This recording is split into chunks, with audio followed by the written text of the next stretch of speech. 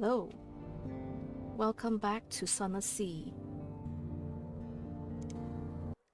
Where to next though? Let me see. We do have a lot of foxfire candles, so we can go to Mangrove College. And then we'll go to Polytrim next to hand in the Pirate Poet. Yeah, I don't need to go to these places. I don't think. Yep. We'll go explore the Wispways in the Mangrove College.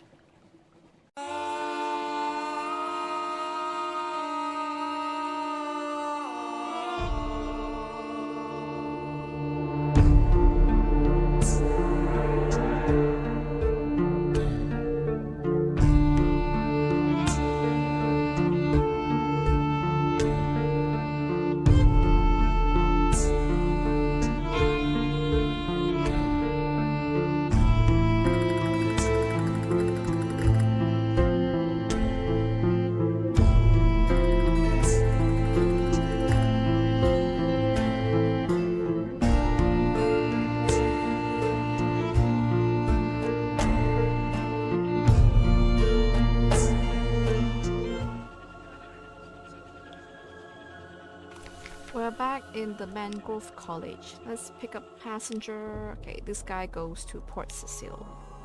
Okay, let's go into the Wispways. How many do I have? 6. Should be fine. We'll find something. Okay, darkness between the trees. Come closer, the wind says in the branches. Here is peace. There is peace. In the dapple grey and black, nothing threatens you. Fat white mosquitoes! Go away. I can follow the gliding light or ignore the lights.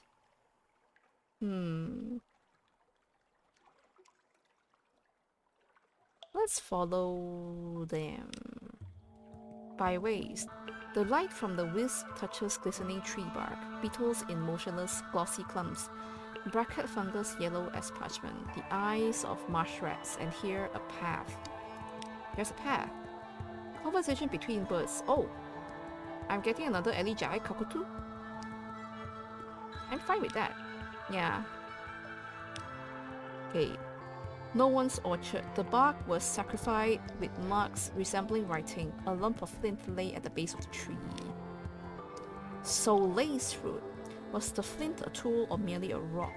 It was impossible to be certain. The Soleil's fruit too, which grew on the tree, they are parasitic and they will grow wherever they choose, but their colors mimic the bark.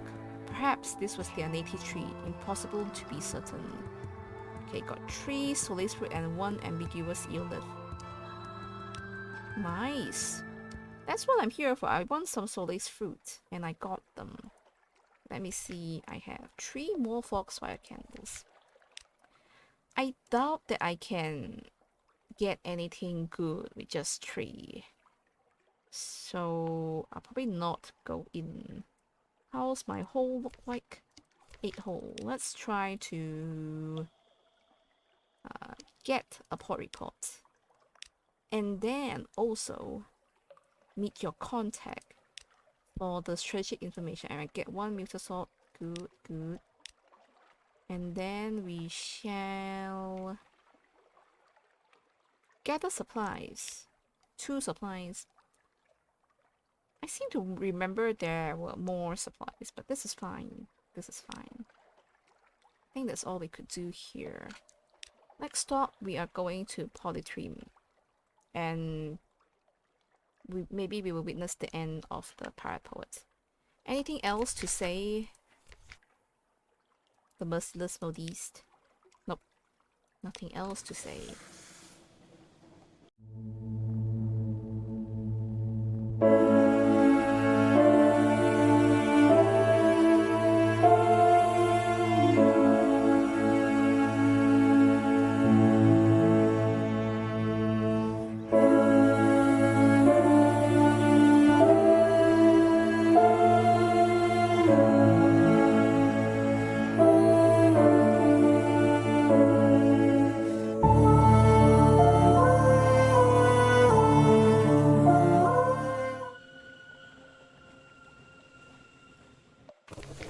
Okay, here we go.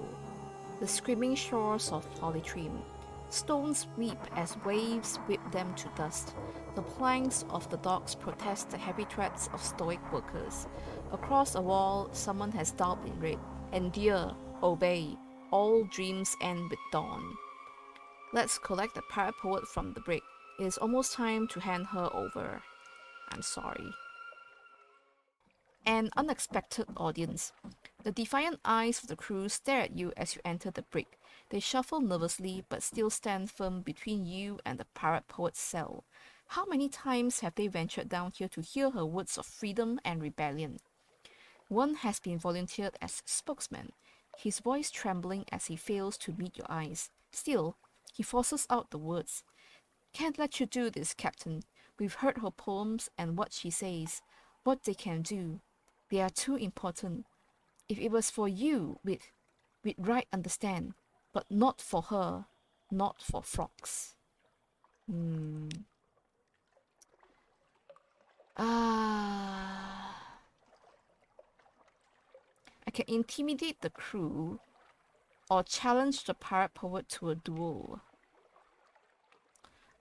Okay, I can, like, this mutiny cannot be allowed to stand, or she knows you to be honorable. She accepts. If you defeat her, she will accept her fate quietly. Yeah, we'll go with the challenge her to a duel. Victory. The crew steps back, forming a ring around the brig. The pirate poet is released from her cell. Given a moment to stretch, she nods her readiness. The battle begins. She fights as she writes, heavy, heartfelt blows that pound deep and true. You cannot hope to beat her in a straight battle, and so don't even try. She is not used to such a skillful opponent, one able to roll with the punches, to use her weight and momentum against her, to save the effort until she makes one fatal mistake. The watching crew gasp as she tumbles, falls, ends up flat on her back. They do not dare refuse when you call for your largest gun. With the blunderbuss staring directly into her face, even the pirate poet must yield. I'm sorry, pirate poet. I can deliver the pirate poet to Polytrim, free the pirate poet, or execute the pirate poet.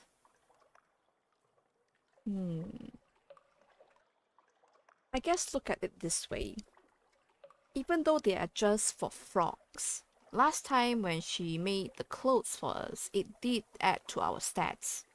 So maybe it's the same this time, even though they are just frogs. So let's deliver the pirate poet to Polytrim.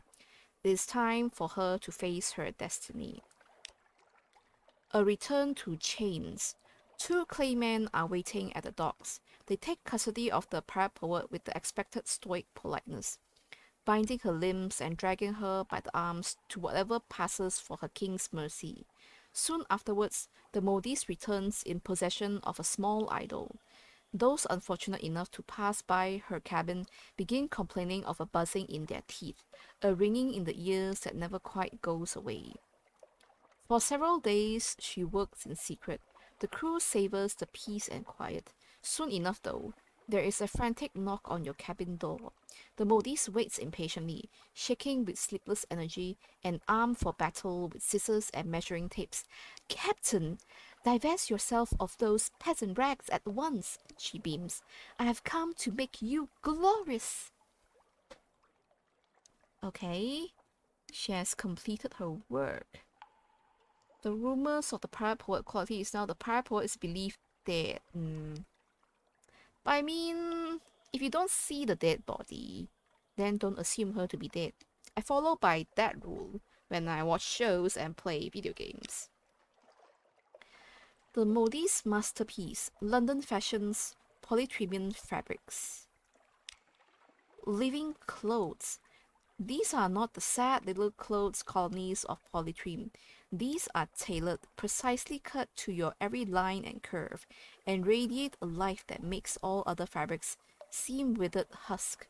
These garments do not hang, they caress, carry the warmth of a lover's arms in a soft bed, and they are strong. Small cuts even heal on their own, leaving only easily plucked fabric scabs. The Modis glows with pride, with satisfaction. These are just the start, she assures you. Her next should feel much less like wearing a scream. Got 3 iron, 3 veils, and 3 hearts. Holy shit. Was it worth it though? Maybe. Maybe. Oh, here it is. Deliver the Polytrim Exile. This guy we got in NT. He stands on deck and cannot look away from the shore. At home once more. At the shoreline, the Polytrim Exile plunges his hands into the damp mud and scrapes. When he comes away, his palms already look more like clay. Take a few days, he says, itchy, but it will go back. He gets a box out of his traveling chest and offers it to you. Something I got from the bone man at NT. They thought they were stronger than me. They were wrong. What did you do to them? Oh, you killed them. I see. I see. Let's gather some intelligence. I don't want to cure my sharpness.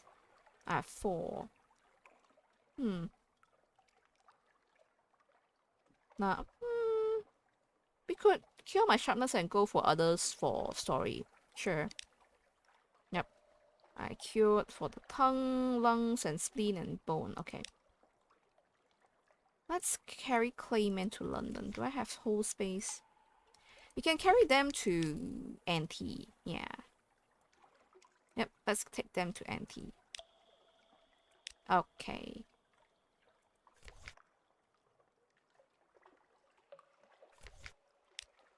Okay, I think that's all we could do here. Let me see, where shall we go next?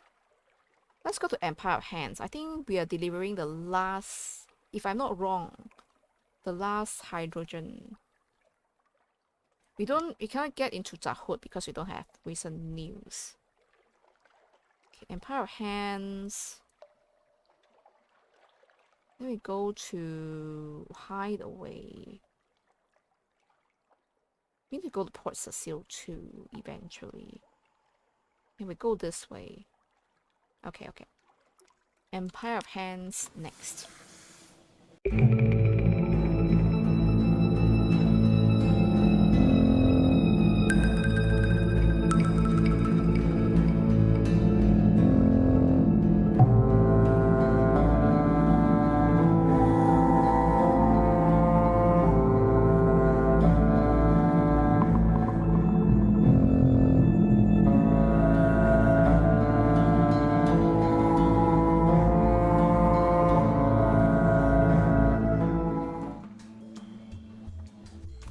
We're back in the Empire of Hands.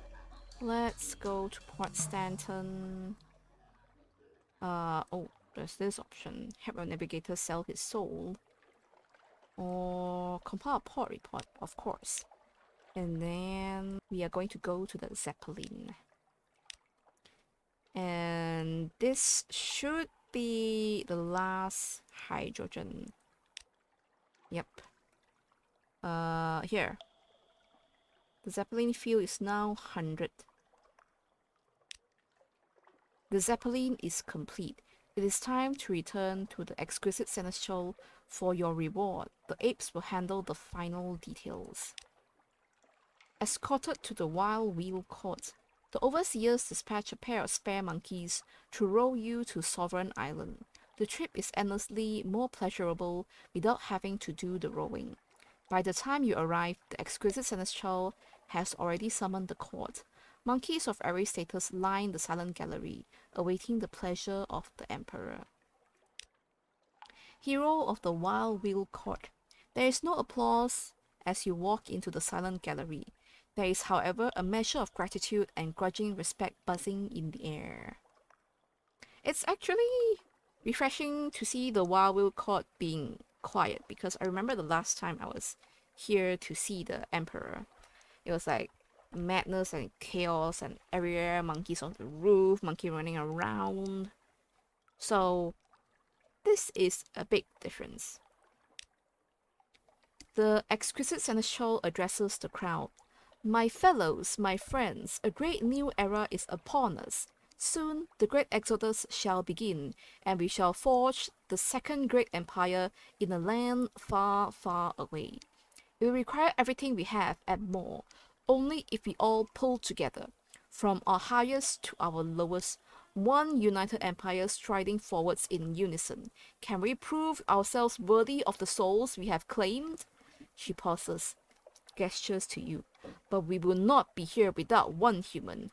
One with the bravery to stand against the prejudices of their bad people. By imperial decree, it shall therefore be our guest's honor to give name to the instrument of our salvation. She turns to you. The monkeys lean in expectantly. You want me to name your Zeppelin?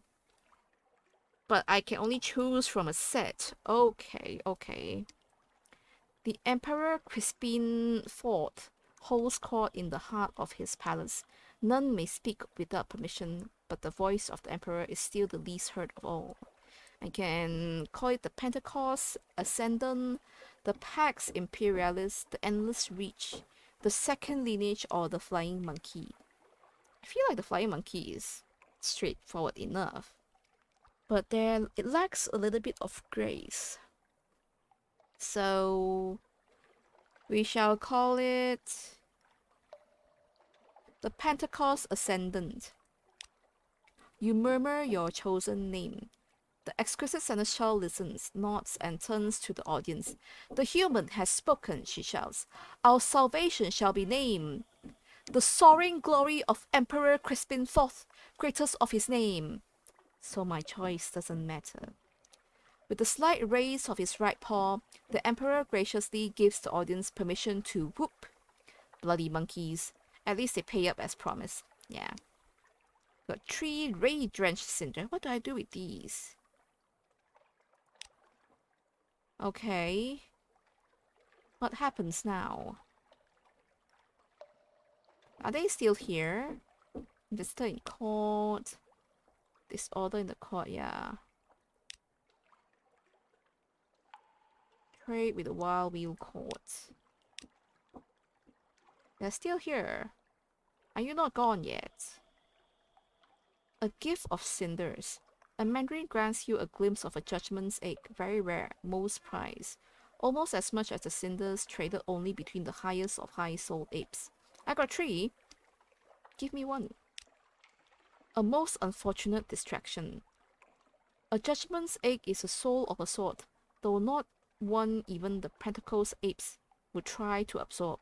Strangely, as you show the mandarin your cinder and she shows you her egg, she is called away by an unheard voice. How strange. You had better hold on to this. For safekeeping, of course. I mean, I did do the trade, so that's fair. Okay. I can... A gift of red honey. For a pot of rare violet ink. Nah. That's too... Nah, it's fine. No one gives today. Do I go back to the Zeppelin to see it fly off? The Zeppelin, yeah. The most precious thing in the Empire. The Emperor is not a trusting ape. His guards are stationed all around the Zeppelin. None will get close without his explicit permission. Yeah, check on the Zeppelin. Why is the Great Exodus not yet underway? To the east or to the south? It transpires that your help meant the Zeppelin was finished far earlier than expected, and the Wild Wheel Court has yet to decide where to go. Both factions are likely still arguing about it in the silent gallery. Ah. Okay, I can destroy the Zeppelin with the flare. I can steal the Zeppelin. This will end your game, but your next chapter will begin with something interesting.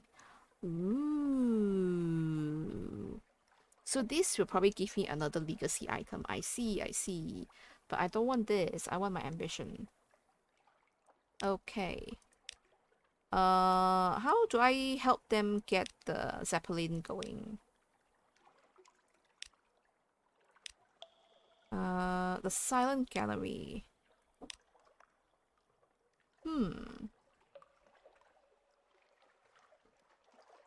Okay, here. I can gain the Emperor's favor, steal the Zeppelin. Now there's an idea. A shame it is so well guarded. You would need to get behind him if you want to stab him in the back.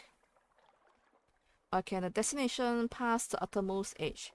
Before the Zeppelin can depart, the monkeys must agree on a destination. Suggest they head east, or a destination, the elder continent. Before the Zeppelin can depart, the monkeys must agree on a destination. Suggest they head south. Okay, Tale of Terror for this one, and Z Story for that one. Let's suggest they head east, because Fallen London wants the apes to be as far away from them as possible. It uses a Z Story. This uses a Tale of Terror. Yeah, Z Story. Uncharted Z. Who knows what lies beyond the darkness? The Pentecost apes would not simply be explorers, but pioneers, the first known travelers out in darknesses where none have even heard of humans. Probably. It's not a tale you can tell with any real conviction, but it boosts their ego. As you leave, they are already arguing over the wardrobe that they will need to give the best impression on their future friends and slaves. Okay. I can still do this. Interesting.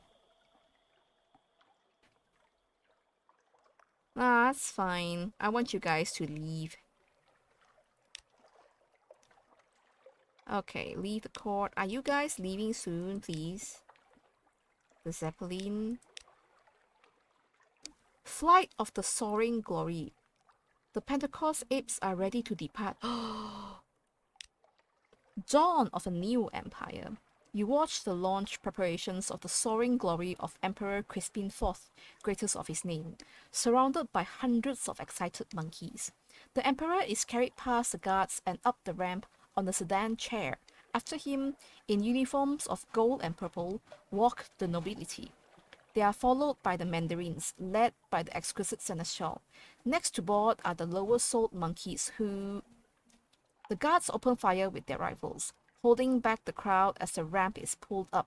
A sea of betrayed faces can only stare in horror as the soaring glory rises into the sky and away to the east, taking with it their stockpiled food and the last of their hopes.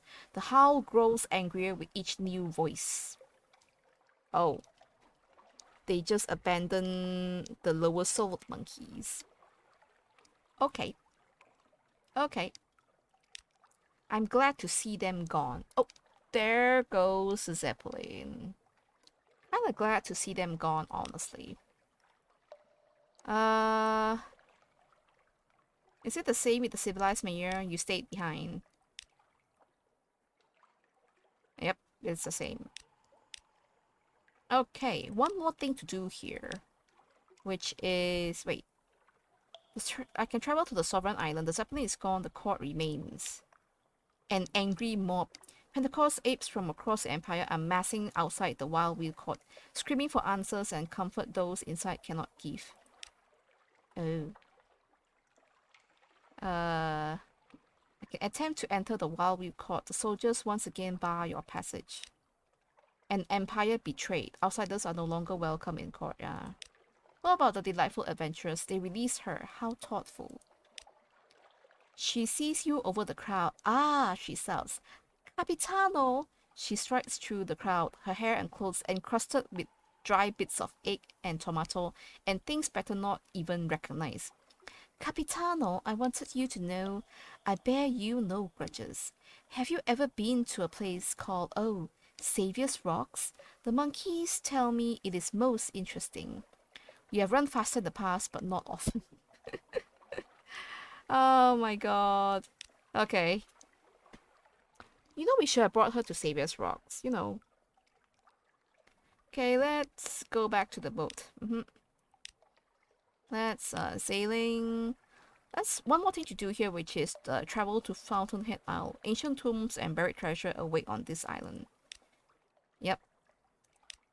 Okay, the treasure hunt. Oh, we need something awaits you for that. Okay, we will be back for the treasure hunt then. Okay, return to the boat. Okay, that's all we could do here. Let me see, where shall we go next? Hideaway, maybe? Maybe? Does Arik still need me for something? Let's go check anyway.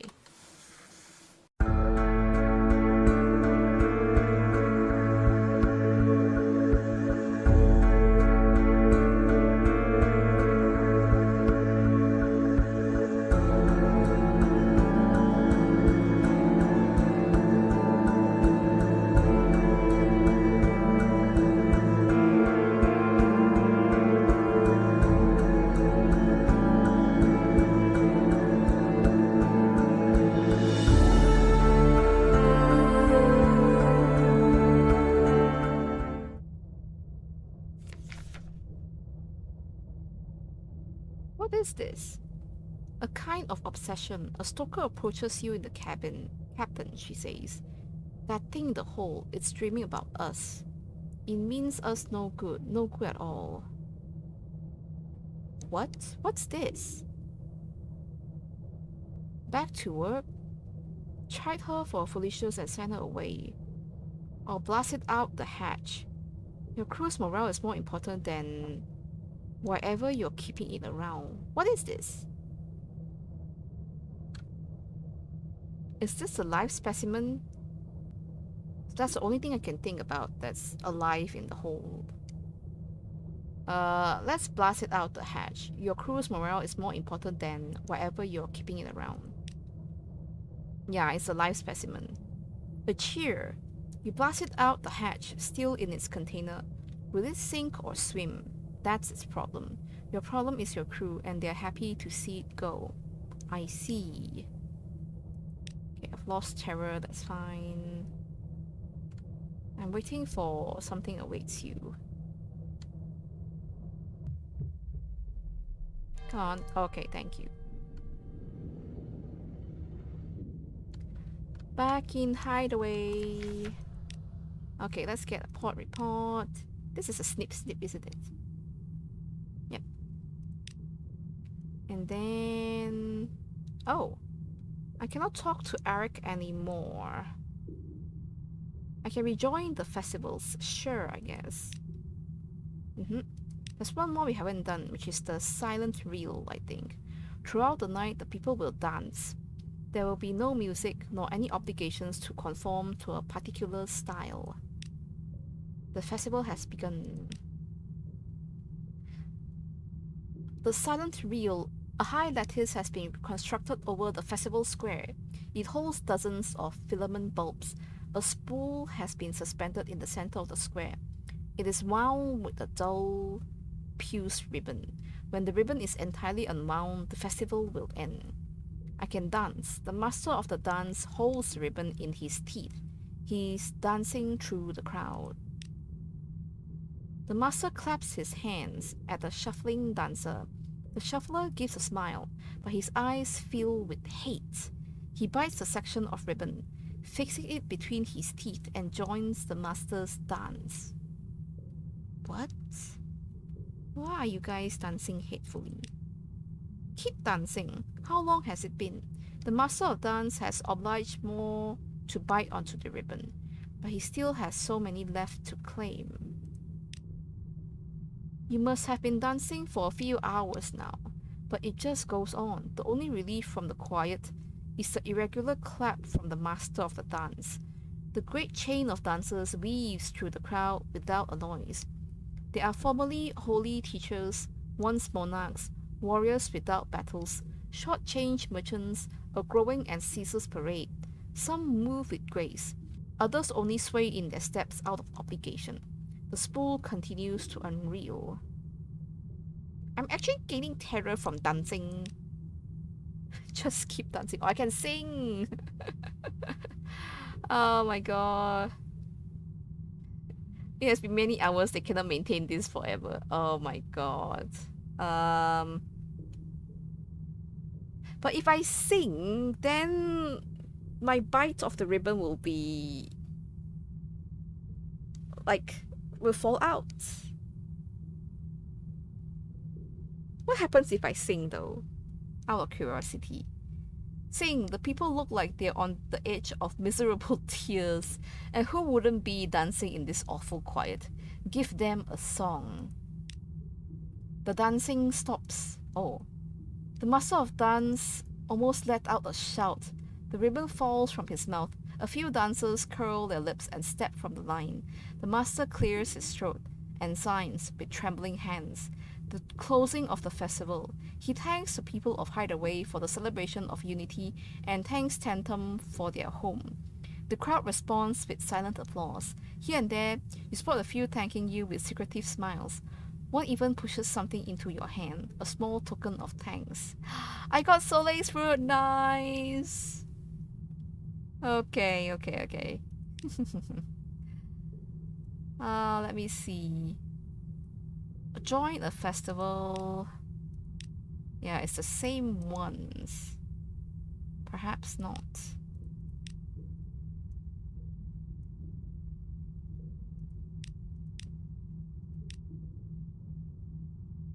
Okay, I cannot find Eric anywhere. So I think I should go back to Scrimshander to talk to Miriam about gathering everyone. Okay, even though I recruited the guy in Wisdom as well, he's not here. I think that's all we could do in Hideaway.